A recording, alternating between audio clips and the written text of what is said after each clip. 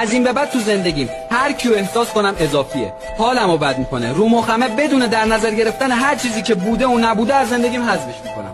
این دفعه هر چیزی راجع به من شنیدی لطفاً باورش کن، وقت واسه توضیح دادن ندارم.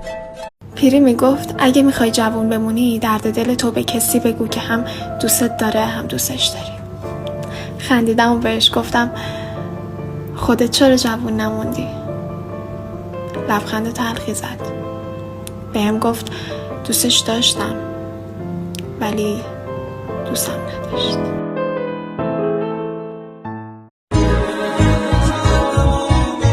اگه گریه کردم آروم برای این که نفهمی آخه من زندونی هستم تو قفس با بال زخمی، هیچ کسی نخواست بدونه چی گذشته بر سر من، بیا و با من بمون تو ای امید آخر من. تو زنده هستم پای عشق تو بسوزم، بیا پیشم گل نازم، من تو را میخوام هنوزم، من به خاطر دو چشمات این غرورم و شکستم، داشت آخرش بمونی حالا که به پات نشستم. من میخوام واسه همیشه دستای تو رو بگیرم، با تو عمری زنده هستم، بی تو از زندگی سیرم، نکنه میخوای بذاریم توی غربت منو تنها، چطوری بی تو بمونم چشم راه